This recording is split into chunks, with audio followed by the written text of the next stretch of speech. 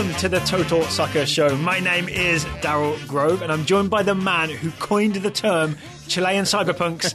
It's Taylor Rockwell. Hello. Hello. Did I really? Was that me? World Cup 2014. I think you spotted the wonderful haircuts and tattoo combo that many of the Chilean players were rocking, and the high press, I think, is part of it, and coined the term Chilean cyberpunks. Yeah, I think that could be. Maybe dystopian got in there at some point, but overall, yes. Yeah, it's good. It's like their high press is like they're roaming a dystopian landscape, terrifying everybody and taking balls off of people. And then I think at the time, Gary Medel was more machine than man as well. It continues to be the case. He's got a lot of like straps and stuff. Yeah, he had those weird leg straps. Yeah. Okay, so today's show, we'll be previewing the Confederations Cup semi-final between Portugal and Chile, because that's the one that's happening on Wednesday. We'll do Germany-Mexico tomorrow, because that game's happening on Thursday. Also on today's show, we're going to be talking Garcia Report. The FIFA Garcia Report was released. I think FIFA was surprised they had to release it. We'll get into the background of why that happened and some of what was in it. Oh, FIFA. And we're going to have to talk, on the chalkboard it says England penalty sadness. I'm sure everybody knows what. It could refer to anything in the last, between 1990 and 2017, but it refers to today and the under-21 Euro semi-final against, you guessed it, Deutschland. Okay. Put that out of my mind. I was going to say. Put it out of my mind. Okay. Focus on the positive. Portugal. Don't go down that Chile. dark road yet, my friend. Portugal, Chile, Confederations Cup semi-final tomorrow afternoon, Wednesday afternoon, evening over there in Russia, but 2 o'clock Eastern on Fox Sports 1. Are you sure? Because I've seen it advertised as 1 p.m. Oh, they're trying to trick you to watch their pre-game, right? They certainly are. Yeah, that's because Fox Sports have no longer got any written content on their websites. They've got to get as much video out there as possible. Salute to Leander Schalakens for noticing that today. Yep. We're not joking, right? Nope. All the written content has disappeared from foxsports.com. Yeah, we don't read anymore. We don't need no fancy pants book learning. It's a post-reading society. Yeah, yes. It's all videos. And then we're going to go Fahrenheit 451. It's what Ray Bradbury feared. Exactly, yeah. It's going to be a whole wall of your house. It's just going to be videos. Different vid screens, too. We got the same joke at the same time. I think it's right around the time that you stop referring to it as a television and start referring to it as a vid screen. That's when you know you're in some sort of horrible sci-fi future. You're full Raymond. Yeah.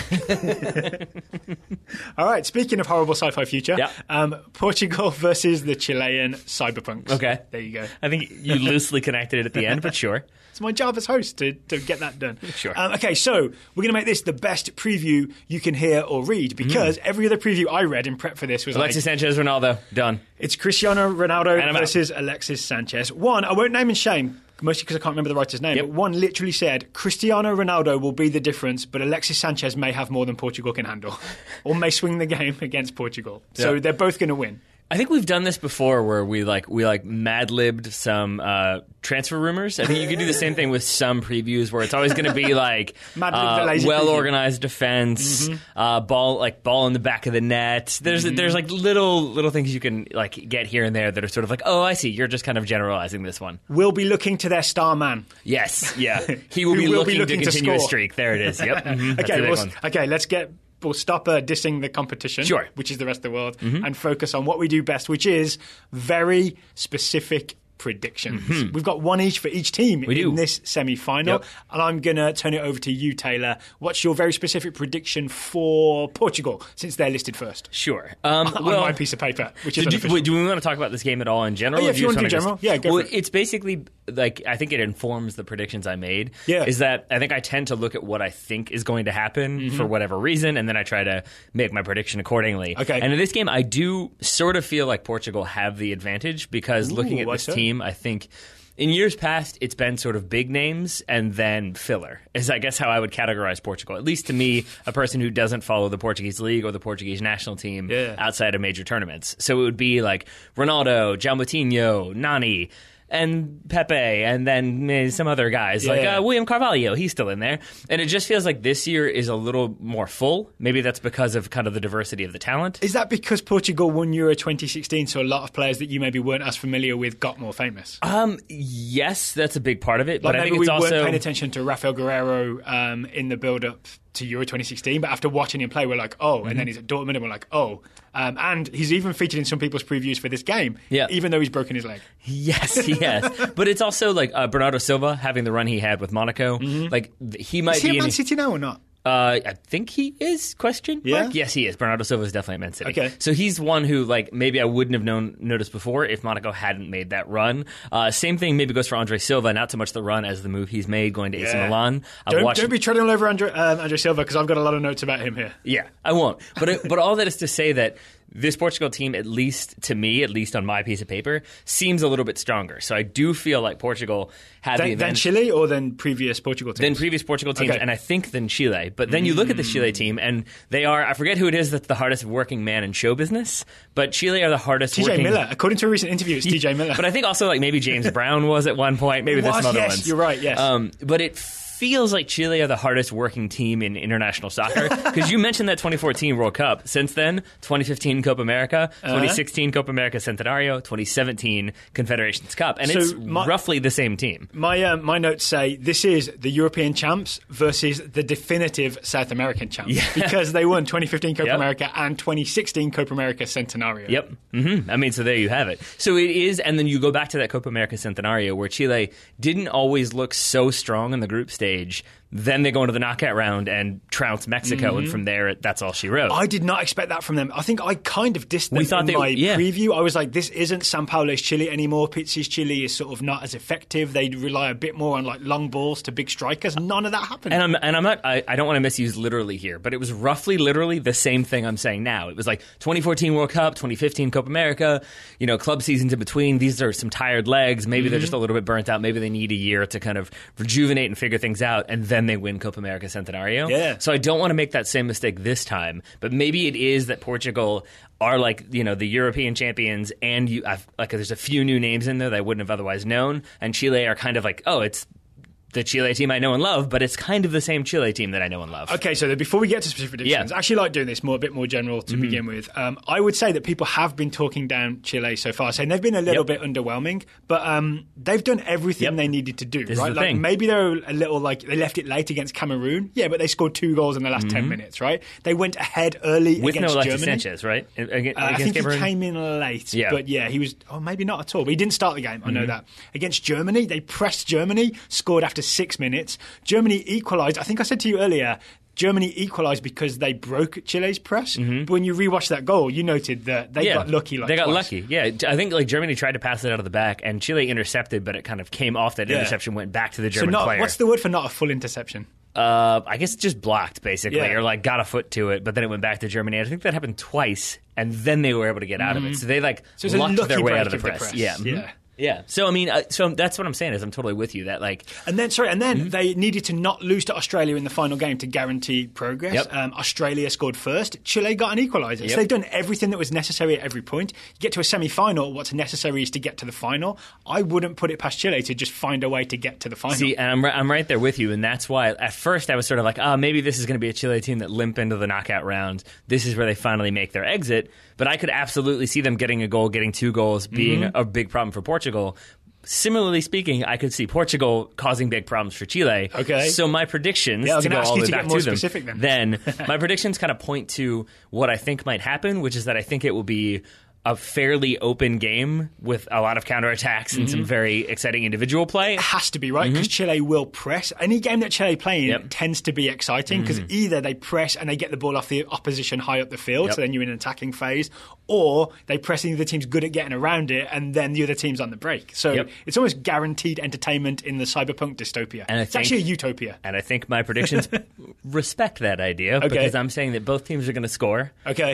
Me too, yeah. All right. And my prediction for Portugal is that Ronaldo will do so with a headed goal. It will be Ronaldo scoring with his head. Ronaldo with his head, which again is not that strange, right? Because he does often score with his head because he's kind of a centre forward at this point in his career. But why have you gone for that this time? I think I can guess. Yeah, I mean, the obvious one is the height advantage or disadvantage, depending on your perspective. Ronaldo is 6'1". Gonzalo Yara, who's likely to start at centre back alongside Gary Medel. Yara is either 5'10" or 5'8", depending on which source you're going with. Gary Medel 5'7" or 5'6", 5'7.5" to 5'6", depending on which source you're going with. I'm interested in this, right? Okay, there are various sources we use to check people's heights. Wikipedia, Soccerway, maybe Transfer Market, I think has it, maybe Who Scored has it. How do they get different measurements? Because I understand if like maybe one's in centimetres and one's in feet and it doesn't quite match up in some weird way, but if it's both in feet, How is it different? Because I think it's not... They get him on different days? I think it's not something that anyone really pays that much attention to outside of the clubs, and those clubs pay very specific attention to it. During physicals, right? They literally must measure players. But they're not releasing that information. So I think it's more so like maybe he gets measured with his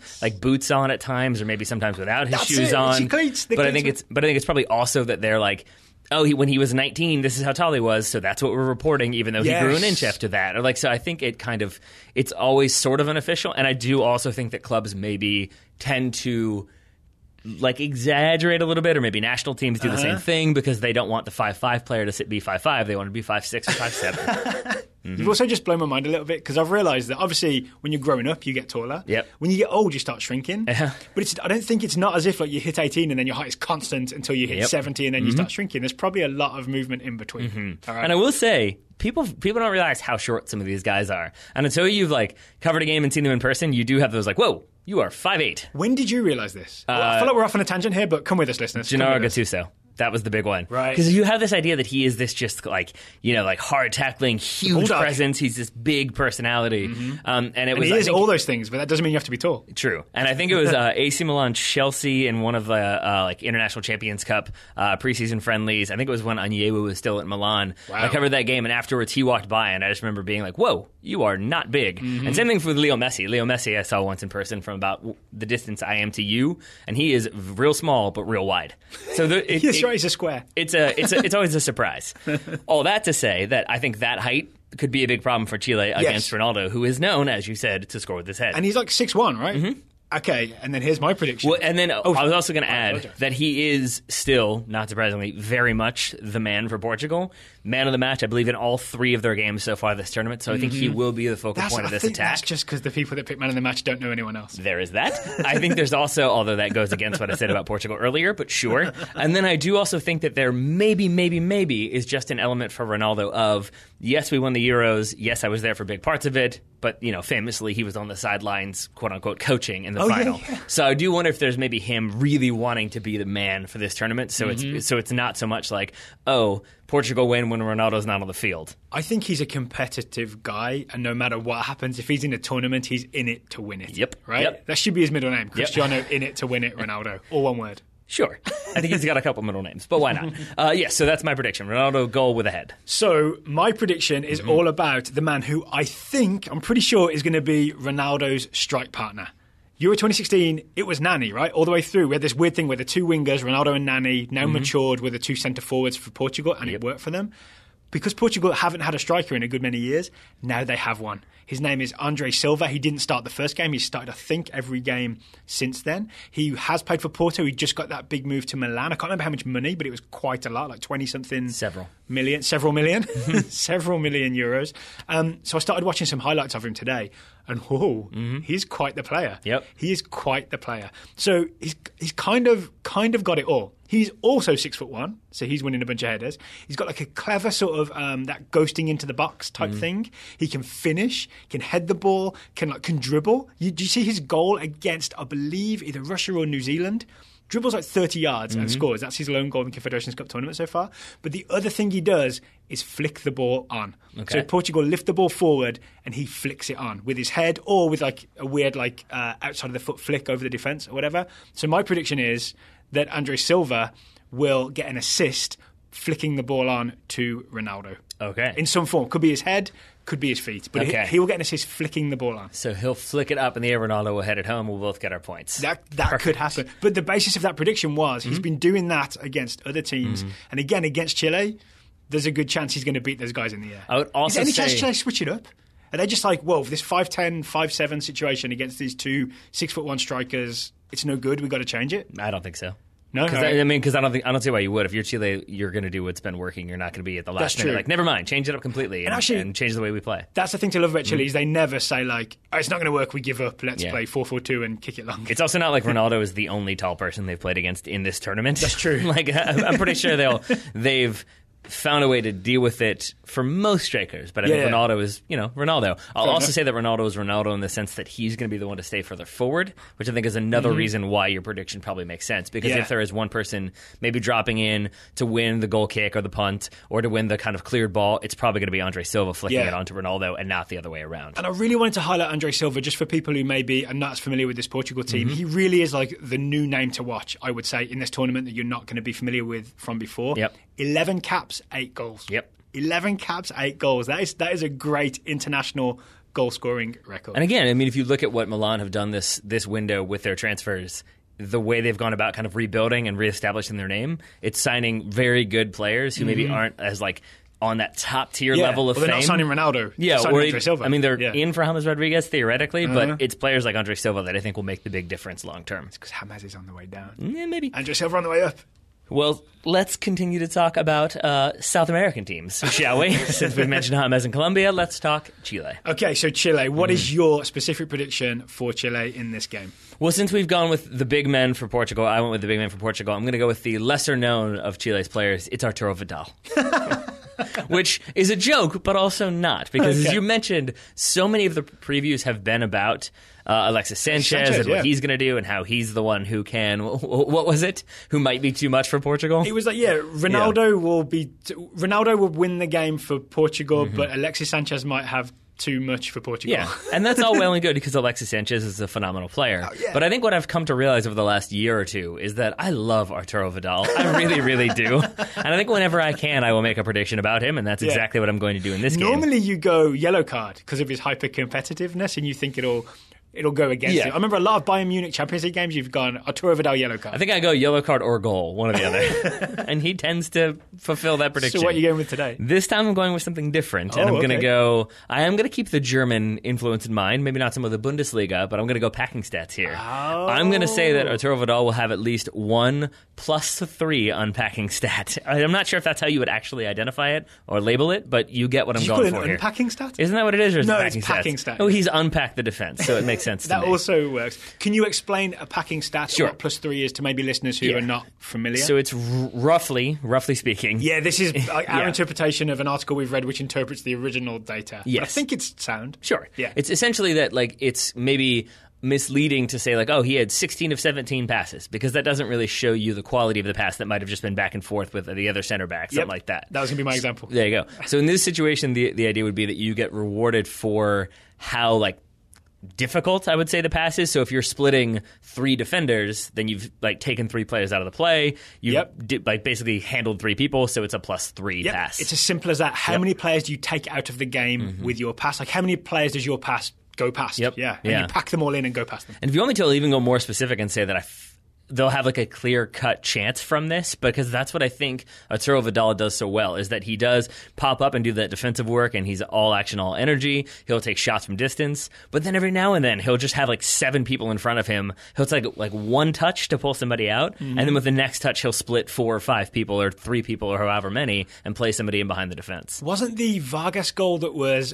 possibly incorrectly or controversially ruled out for offside with the VAR? Wasn't that one of those? I believe it was, yeah. No one else saw that pass, but Vidal turns, I want to say he turns at a 90-degree angle across himself and splits the entire defense with a pass that no one knew was on, except maybe Vargas. And that's what I mean. Is took that the linesman by surprise. He finds these moments where he can pull the defender out, or maybe just have everybody relax for a second, and then that ball comes through. And that's what I think. That's the risk he poses to defenses, and I think you will see him open up that Portugal defense just a little bit, especially since, as we know, Pepe will be suspended. Yes. So it's probably going to be Jose Font and Bruno Alves in definitely Font, because it's normally Font and Pepe, right? Yeah. And Bruno Alves, I think it's been Bruno Alves and Pepe, but then Font coming in at times. I think it's a little bit of a rotation. But it wouldn't be my choice, but I guess I didn't win the Euros. Indeed. So, but with Pepe out, maybe you have some just a little bit of settling issues, and maybe you see Arturo Vidal exploit the uncertainty there. And you've also got, as we said, I think I mentioned earlier, Guerrero possibly broke his leg. So it's going to be Eliseu at left back. There are also injury doubts about Suarez, the right back. So you could have a kind of patched together makeshift Portugal defence that Vidal can just thread passes through. Yep. So there we go. So at least one pass with a +3 packing stat. Okay, so the least glamorous specific prediction ever. But I love it, right? Once you know what a packing stat is, you can start seeing like, oh, that beat 4 people, or that beat 3 people. I mean, that's a good way to measure Vidal passes. Yes, it is. My prediction was going to be Vargas will have another video assistant referee moment. He seems to be getting his fair share, doesn't he? He keeps getting them. But I don't want to take us down the VAR route. I also don't want to jinx Vargas because he's become one of my sort of secretly favourite players. I've really enjoyed him. Every time I've seen him, I don't wish any bad luck on him, right? I feel like you just wanted to out like hipster me by not going Sanchez. I went Vidal, so you're going Vargas, who's like another level. I went Vidal. Okay. I couldn't help going Vidal. Here's the thing that impressed me so much that I showed you the video before we started recording. I like that me choosing the Bayern Munich midfielder who's like won all this silverware is the indie pick or something like that. Well, just because he's not Alexis Sanchez. Exactly. Yeah. So do you remember the goal Chile scored against Australia? I think it was Martin Rodriguez. In the build-up to that, Vidal is basically on the floor because he's been knocked over. Ball bounces within his vicinity and he rises like a salmon and heads the ball, keeps it in play. And it's just that hyper competitiveness that we were talking about with Arturo Vidal. So my prediction is, just based on his hyper competitiveness, based on the idea that he's always running around winning tackles, Chile will score a goal that starts with Arturo Vidal winning the ball back heroically. Heroically is a judgment call, but you know it when you see it. Okay, there we go. All right. Yeah. And I feel like I always do this with your predictions in this mold. Is this sort of like, how direct are we talking here? Like, because I'm assuming it's not just like they're going to win the ball back, he'll ping it forward, and it will be a goal. No, not necessarily. Yeah, it doesn't have to be that. I mean, if it's that, then perfect, right? Because then there's not much debate. Right. But just like an impressive defensive ball win from Vidal, then from that possession, directly from that possession, Chile will score. So if he does that and the ball is turned over and then someone else wins it back, then not so much. What if his turnover or his recovery leads to a corner from that corner they score? Then does that still count? I feel like I'd have a case, right? Because they're still in possession. No, they're not, because someone's touched it for it to there we go. See, there we go. I guess we'll have to go with you know when you see it. Yeah, well, you know it when you see it. Sure. Okay, so we're both all in on Vidal. We are. Should Portugal go all in on Vidal? How so? As in, like, follow him around and mark him? Probably not. No? No, because I think that's... Because he's going to run too far and you can't track him? Yeah, but also that's not really... It's not as though Chile's game is all about possession through Vidal. It's all about putting you under pressure, working really, really hard. And it's about moving the ball quickly, right? So it's not... Yeah. So I think in that situation, if you man-mark him, you open up space for more people to exploit with smart running and hard work. Okay. All right. Anything else to say on this game? No, other than that, I'm very excited to see it. I'm excited we're in the knockout rounds. Yeah, okay, semi-finals. It's going to be 2 p.m. Eastern on Fox Sports 1. If you tune in at 1 p.m., then go for it, but you'll be waiting an hour for kickoff. Oh, actually, my final point is I'm interested to see if it's Claudio Bravo or Herrera starting in goal. It was Herrera for the first 2 games. Bravo started, I believe, the last game. I assumed that was like an injury or something. Is that what it was? I think so, and so Bravo's back in. But you would think for the big game. I would assume so, yeah. And then who knows what that will mean. Usually good things for Chile, right? Sure. He does better for Chile than Man City. Lots to see, lots to take account of, and we will do that exact thing. So we'll be back tomorrow to review that game and then preview Germany-Mexico. Which is in itself super, super interesting because of what Mexico have been doing and because of who Germany are in this tournament and what the lineup is and who the personnel are, right? Exactly. All that to come on tomorrow's show. Before we talk Garcia Report and England Under-21s and Scouting Network, let's talk about a new sponsor. We have a new sponsor today. It is Wohven. Wohven is a t-shirt company with a very interesting business model and a very affordable business model. Here's what happened, Taylor. I saw Wohven. I just happened to come across them on Facebook, I think. I looked around and thought, this is a great idea. I would love for these guys to advertise with us. Would you like to say what the great idea is, or do you just want to keep talking about the great building idea? Suspense. It's the art of building suspense. Come on. Drama. Okay, so here's what Wohven do. For $15 a month, they send you a mystery t-shirt.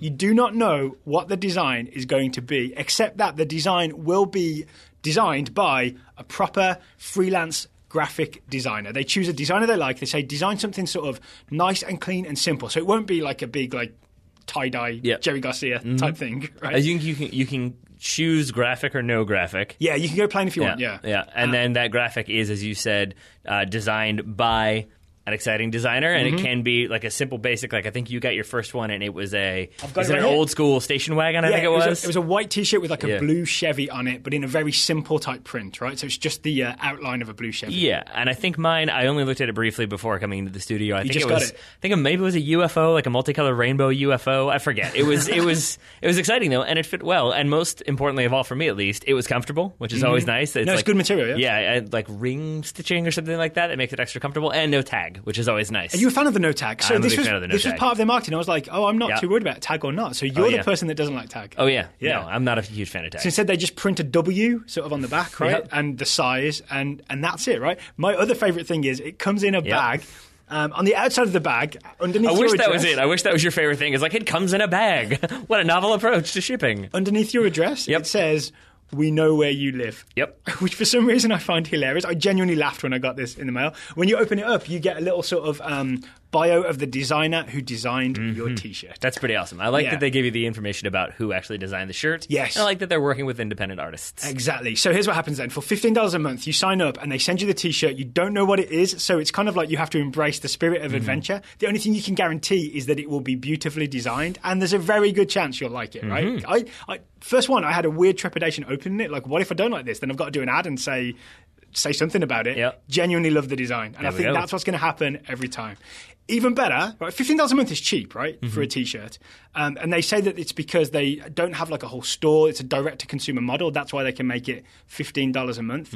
Your first month is 25% off even that $15. Yes, and I think you mentioned that $15 a month is cheap. I would say that it's especially cheap for like a unique design shirt, because you can basically either go to like Target for that price and get a shirt that like everyone is going to be like, oh, that came from Target, and it can still be cool, but it came from Target. And then if you want to go for like a special like designer shirt or just something, because I tend to wear T-shirts, that tends to be my preferred method of clothing. Like, it's difficult to find one for that price that is comfortable, that is something different and interesting, and that's exactly what Wohven offers. So that's why I very much enjoy the company. And worth knowing, you can cancel at any time. So basically, if you want to buy one mystery T-shirt for $15, you just do that, and then you can cancel, or you can sign up forever and get $15 T-shirts for as long as you like. So the website is woven.com, spelt WOHVEN.com, woven.com. Use the discount code TSS2017, TSS 2017, for 25% off your first order. And that offer is good for at least the next week. I can't guarantee beyond that. Yep. Link is in the show notes. Link is in the show notes. Link is in the show notes as per usual. Thank you to Wohven for sponsoring today's show, and thank you to FIFA for unanimously and generously releasing the Garcia Report finally. Just of their own free will, Of right? course, yeah. That's kind of how the press release phrased it, which is hilarious to me. So here's what actually happened. Yeah. So late last night, a Build investigative reporter said, it's Peter Rosberg, I think his name was, said, we have the Garcia Report. We have the full thing, and we're going to serialize it in Build, and they're going to be Build exclusive with a K, I believe, because it's in German. Yep. And so FIFA very hurriedly this morning were like, here's the whole thing. No more exclusives, please. Yep. And that was what I found so frustrating, is that the way they really did phrase it as like, we're very happy that it's finally been released, as though someone else was holding it up. It's like, so we can finally have transparency. Like, again, you all were the ones who didn't want this report to come out, because you all are aware of what it kind of contained, and maybe what it didn't contain at the same time. So should we talk about what the Garcia Report is? Because some people may be like, what? Is this another Grateful Dead reference? Is that your second of today's show? It is. What's going on? Are you listening to the Grateful Dead? Is that what's happening? It's my third if you include the Goldmouth email this morning. Oh, boy. Daryl, we got to diversify your joke portfolio. I don't know the Garcia. What? You don't know a single Garcia? Not that I can think of. Like Sergio Garcia? Come on. You got to know a couple of ones in there. I think he's a golfer, isn't he? You think he's a golfer? He might not be. I don't know. There's some other Garcias, I'm sure. Andy Garcia? There we go. Boom. Roasted. You're done. Lovely.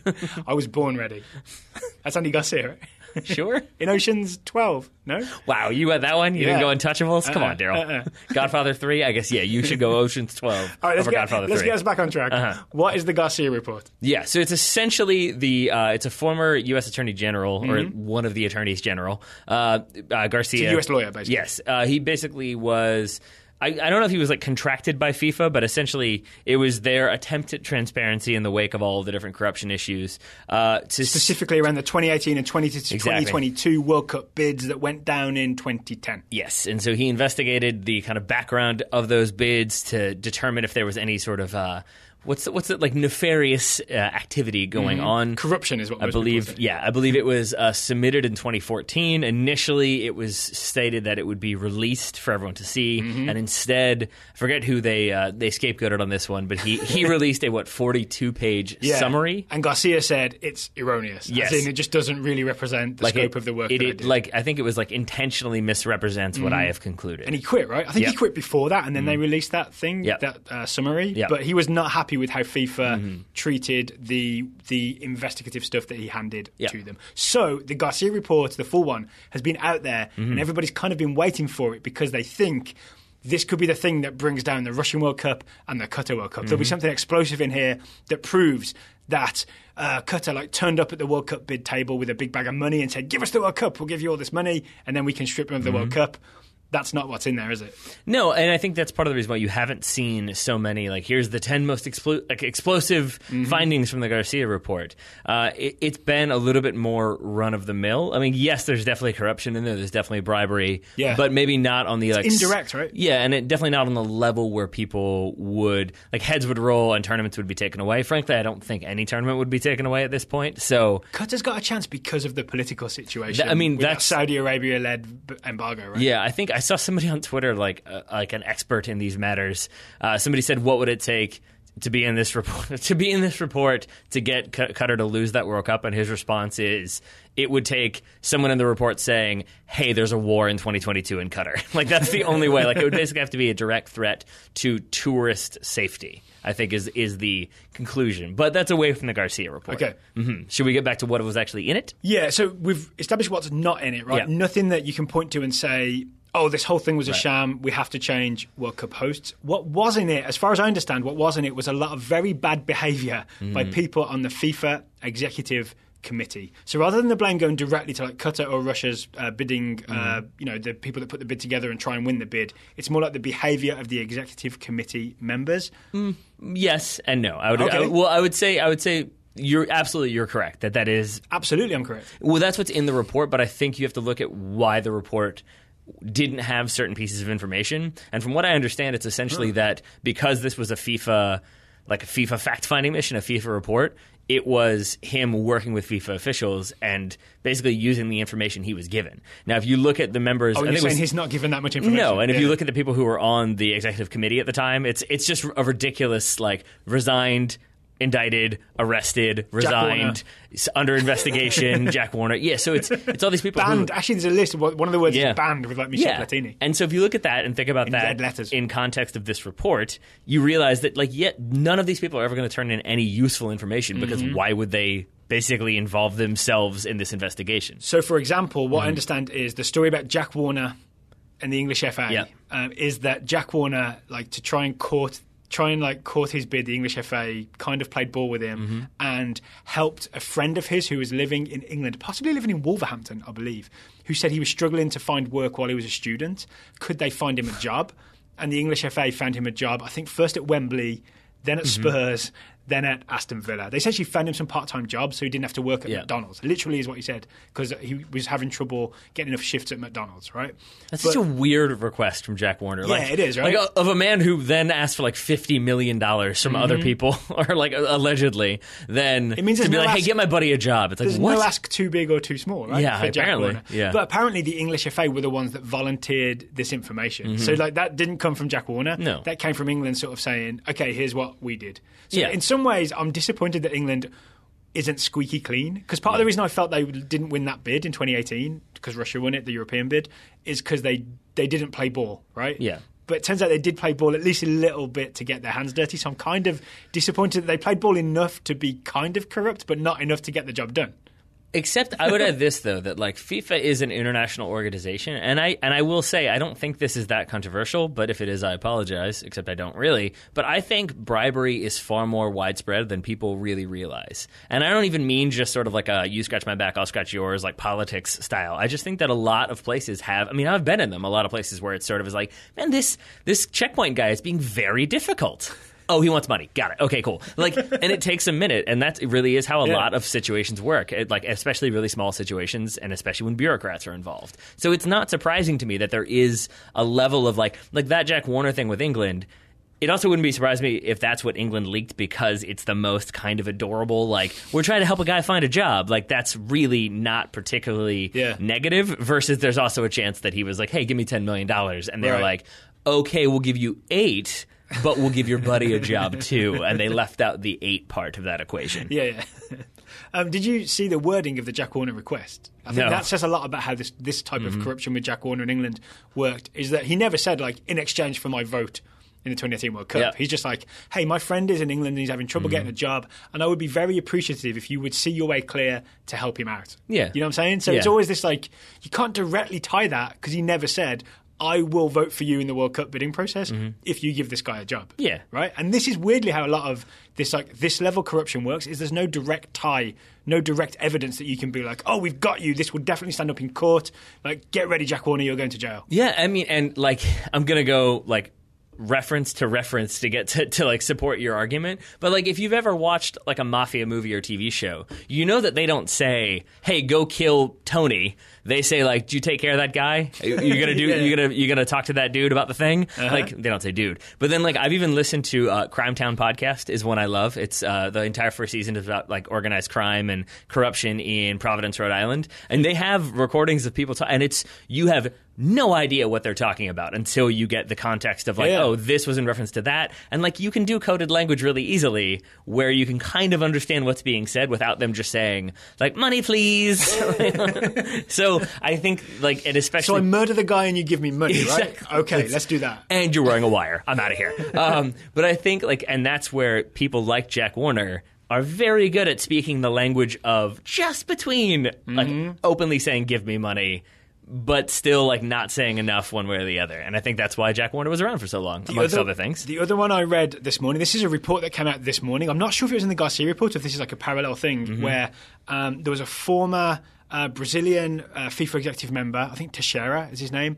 His daughter, his 10-year-old daughter's bank account got $2 million deposited into it. Yeah. And I think it was a former Barcelona president, Sandro Rosell, put the money in there, and that money came from a sponsorship that came to Barcelona from the Qatar Foundation. Yeah, so it's a lot of stuff like that. Qatar has given this guy money, sort of, but not, because there are many, many people in between, and actually it ended up in the 10-year-old girl's bank account. Yeah, it's a lot of connect the dots and you see what's happened, but because there's no direct dot being connected and no one may be willing to do the dot connecting, it doesn't really follow through. So we all look forward to the 2018 Russia World Cup. Well, like, for example, that report says like we couldn't find any evidence of Russia directly influencing the bidding process. They're the best at it. Well, that's the thing. Except then you learn that like the Russia bid committee leased computers and then insisted that those computers be destroyed. I think Garcia wasn't allowed to enter Russia in order to conduct the investigation. He had to send proxies and surrogates. And there are other little pieces in there that you understand like, oh no, they're very good at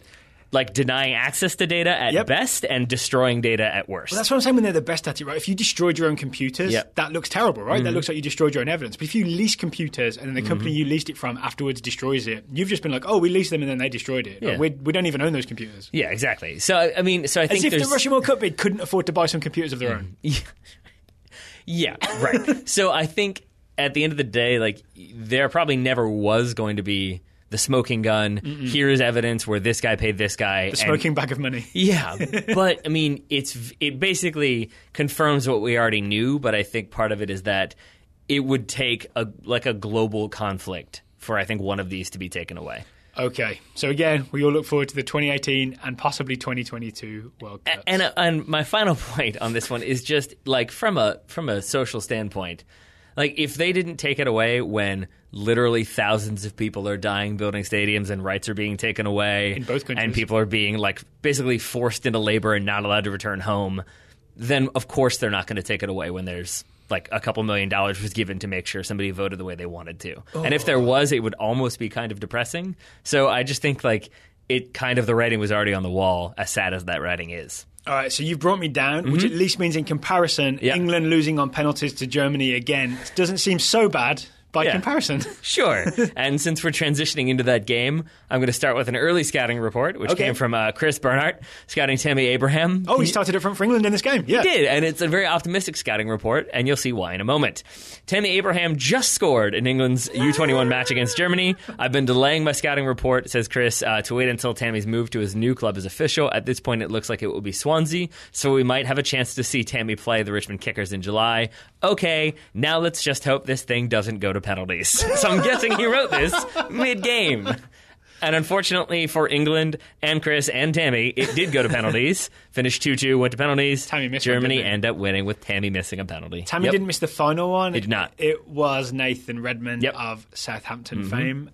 So do you want to skip straight to the penalties? Sure. Because, I mean, okay, so just briefly on the game. England did go ahead at some point early in the second half and essentially just said, all right, we're good. We're going to defend for the next 40-something minutes. And even if you get through, we'll just rely on Jordan Pickford. Yeah, and to that point, like, do you remember there was the conspiracy a while ago that like the United States were beating Mexico 2-0, USA get a penalty, and Clint Dempsey misses the penalty? And it wasn't like a conspiracy as much as it was jokes. And like, he definitely did that on purpose. And I do, for the record. Sure. Sure. I do wonder if, like, maybe Germany were like, no, we don't want to win in regulation. We got to take this to penalties just to make this worse. Because they missed. We've got to deepen this English neurosis. Credit to Jordan Pickford for, like, pulling off some amazing saves. Really did. But Germany had so many chances to put this one away, including one, I think, in extra time, where a player was unmarked, literally wide open. Like, Pickford was at the near post, they at the far post, and they just whiffed. Like, it went underneath their leg and behind their trailing foot. Yeah. Like, it's if he hadn't moved, it would have just hit off the player and gone into the goal. So it was almost that laughable that, like, how have Germany not won this game? I think I texted you that, and your response was just Pickford in all caps. It was, right? Yep. Great. Well done. And that was the correct answer as well. Yeah. But he couldn't do enough in the penalty shootout because he didn't have a cheat sheet hidden in his sock. Yep. But Pollersbeck, the German keeper, did. Sure did. Now teammate of Bobby Wood at Hamburg, is that correct? Yes. Yeah. Although Rene Adler, I think, is still the starter, so we'll see what happens maybe there. Not teammate on the field, but he'll be at practice.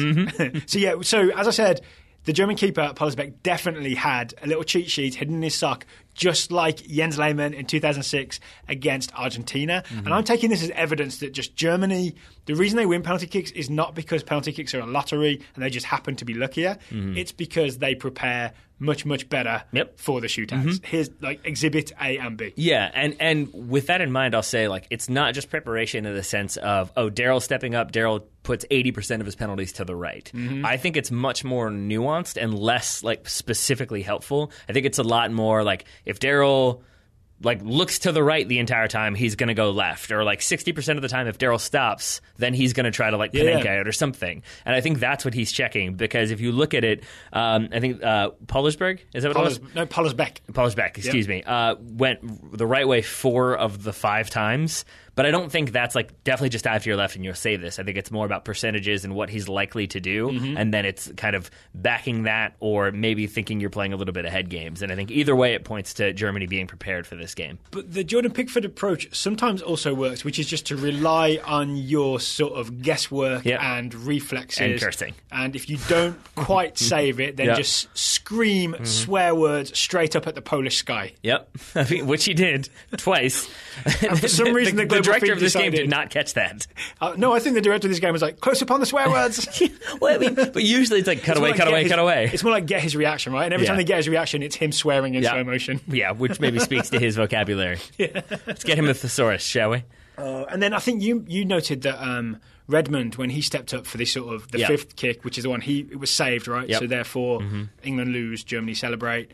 He looked terrified. He tried his best not to look at Pollersbeck, but couldn't help a little glance up on his way to take the kick. But like when he goes to get the ball, Pollersbeck comes off his line, stands like 6 to 7 yards away from his goal, so that Redmond has to get within a couple yards of him to get the ball to put it on the penalty spot. And he does so very quickly, like turns away, doesn't make eye contact. Then I think you pointed out like he stamps on the ground a lot and tries to flatten it out, which is obviously he's worried about divots, but I think it's also him trying not to make contact and maybe not have to think about it. Eye contact, And you can see him. Didn't you call it "Don't look at the bad bad man. Yeah, yes. But, like, I've been in these situations where the best thing you can do with a penalty is just say, I'm hitting it to the right, and that's it. Yeah. And just, no I'm matter not what else changing again. happens, right? Yep. Even if the goalkeeper is standing on that post, whatever, I'm hitting it to the right. Because I think as soon as you are thinking about it, I mean, this is me. I know there are, like, Cristiano Ronaldo will always do that. He'll do the stutter and try to read what the goalkeeper does. Better players than I can do that sort of thing. For me, it's more about I'm making the decision, because as soon as you're like, well, he's leaning that way, does that mean he's jumping that way, or does that mean he's jumping to the opposite way? He's cheated a little bit, and once you start doing that, you're in a lot of trouble. You also put the goalkeeper in control, right? Yeah, exactly. And if you see Redmond's run up, he doesn't look at the goalkeeper until he starts that run up. He's looking down the whole way, and you just see him flash really quickly and then look right back down. And it looks the way you look when you see somebody in public and you're looking at them and they look at you and you look away really fast because you're like, did they notice that I was looking at them? That's what he does. It looks so sheepish that you can tell that he is just instantly like, oh no, what am I doing? I'm just going to pass the ball. And then saved it is. And he kind of strikes it center left. Mid-height? Yeah, it's sent to his left, center, mid-height. Yeah, it's probably the worst possible place you can put the ball. Definitely, right? Because corners are the places to go. You either Panenka it, or you blast it down the middle, or you put it like top left, top right, bottom left, bottom right. Yep. Yeah, you don't put it mid-left goalkeeper height. You don't. So right. I'm sorry, buddy. It's okay, but I really genuinely think that part of the penalty problem is kind of a lack of preparation when you compare it to what Pollersbeck did and what Lehmann did in 2006 and all that, but also kind of just there is, like I said, a national neurosis where when England go to a penalty shootout, on every player's mind at every level, they are thinking England always loses at penalties because that is a thing that happened. The U17s earlier this summer were in the European Championship under-17 final against Spain. Took Spain to 120 minutes, lost 4-1 on penalty kicks. Yeah, I think the biggest one that comes to mind is like Bill Simmons. I haven't read him in a while, but he used to write about this all the time, about being in stadiums where teams have choked historically. And as soon as one little thing starts to go, you can just feel the whole atmosphere tense up and everyone's like, oh no, is it happening again? Is it happening again? And then once you start to feel that way, you start to wonder if it's happening. You start to think about it, and as soon as you think about it, you're in trouble. And you can just imagine that England self-perpetuating, right? Suddenly they go ahead and then the next penalty is immediately saved, and now it's like, oh, we're right back to it. Oh, now they've scored again. Oh no, oh no, oh no, oh no, and then oh no. I will say this though, despite the heartbreak of today, and I did feel it because it was again, and it was Germany, and it was, but a successful summer for English youth, right? U17 European Championship final, U21 European Championship semi-final, U20 World Cup winners, and with a lot of players that I was really impressed with and kind of excited about the future. I know I'm always excited about the future, but at least I've got some evidence this time. Yeah, I think you should be. And I think it's also worth noting that, like, I've seen a lot of, it seems like the easy narrative to go with in the wake of this is, yes, it's been an exciting tournament, but let's see how many of these guys actually get minutes this season. Yeah. And I think that's... Most of them already did, right? That's the thing, is that I feel like that's kind of the lazy approach to this, which is just the assumption that, like, oh, English teams don't play teenagers. Well, that doesn't really apply here because a lot of these guys aren't teenagers. What's kind of interesting is it's true for the U20 team. If you look at the U20 team, which did well, won the World Cup, there are so many guys who are really, really good, like Josh Onoma in central midfield, hasn't got many minutes for Tottenham. Looked brilliant, by the way. We didn't really talk about him, but he looked as good as like Luka Modric, but on a U20 level, the way he held on to the ball. But no, but he doesn't get in the Spurs starting level. Right? And that's true for a lot of those players in that team. This U21 team, like James Ward-Prowse gets minutes for Southampton.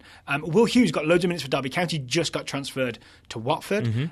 Tammy Abraham, when he's on loan, got minutes. If he goes to Swansea, as we talked about earlier, will definitely play some part.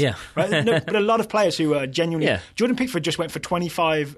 going up to £30 million, right? Yeah. So these are first-team players. Yeah, so I think it's a lot of guys who are going to get minutes in the Premier League or at least get good loans to places where they will get lots more minutes. So I just think it's like it is worth...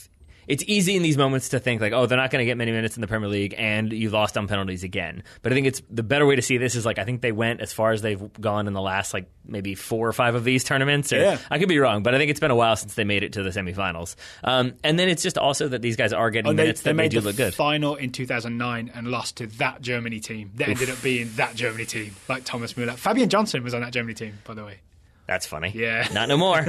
So I just think it is worth having more optimism, and I say that especially because outside of the United States, England would be my second national team. Hey, they're my joint first. Yeah. Joint first. All right, so a lot of those players... I think they're 1B at this point, but that's just me. Okay. 1A, 1B still good, right? Yeah, of course. Yeah. I'm as confused as Dom Dwyer. I'm just saying I've seen you celebrate an England goal, and it's definitely lots of passion there, but I've seen you celebrate a USA goal a little bit more. All right. A little bit more. All right. Yep. Maybe it's because there's been more to celebrate. That could be. And you're also surrounded by Americans, usually.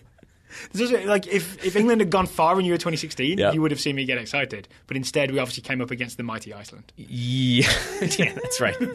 And also, it's worth noting that I think the last time we watched the United States play England in a competitive tournament, it was 2010? Yeah, it was England fans won, and the rest of the apartment was USA fans. And I believe when the United States equalized, it was a lot of people screaming in your face. So I guess I understand then why you wouldn't be super pumped about England. I was also trying to live blog.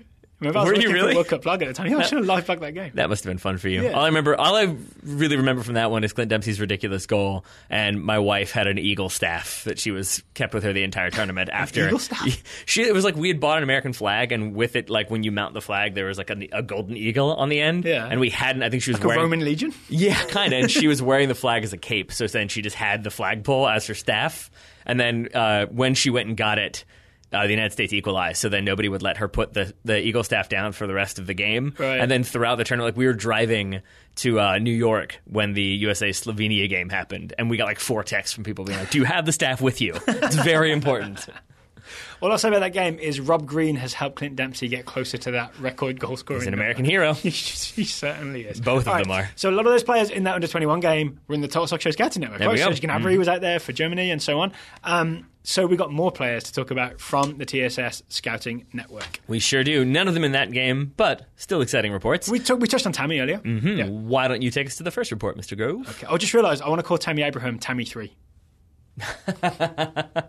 So first report today comes from Russell Varner. Russell Varner is scouting Hugo Ariano. He also sent us an email about how to pronounce it. So thank you to Russell.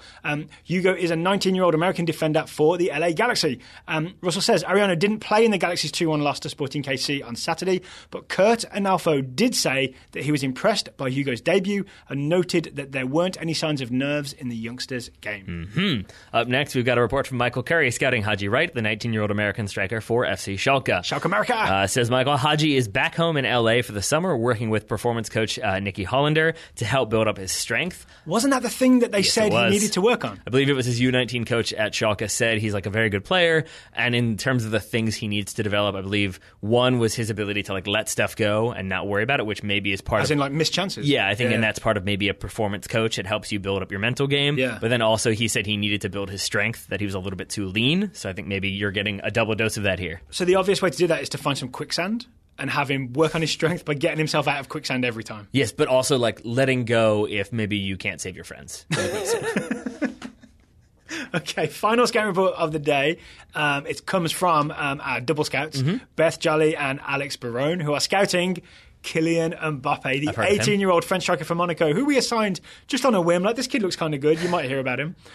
Little did we know. Okay, Kylian and his family are on vacation now, but reports indicate, I just realised he's so young he goes on vacation with his family, that he met with Real Madrid President Florentino Perez in mid-June. Real have evidently promised to, 1, make him the best player in the world. I don't know how that works, but that is apparently part of the deal. Interesting. Yep. 2, that Mbappe will get plenty of playing time because one of Ronaldo, Bale or Benzema will be leaving the club this summer. At time of recording, Monaco have rejected all offers for Kylian. They want to sign him to a long-term contract extension, but at the very least want to keep him for another season. That's interesting. The current rumour is that Monaco have offered him a 900% raise, from 15,000 a week to 140,000 a week to keep him at the club.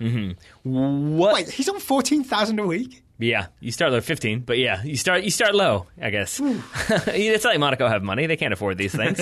My guess, based on nothing, is that he will be signed by Madrid this summer, but part of that deal will be an immediate loan back to Monaco for one season, which then allows Madrid to not have to make that decision of who do you let go of the BBC this year. Well, it depends who forces their way out of the BBC. Also right? that, yes. Yeah.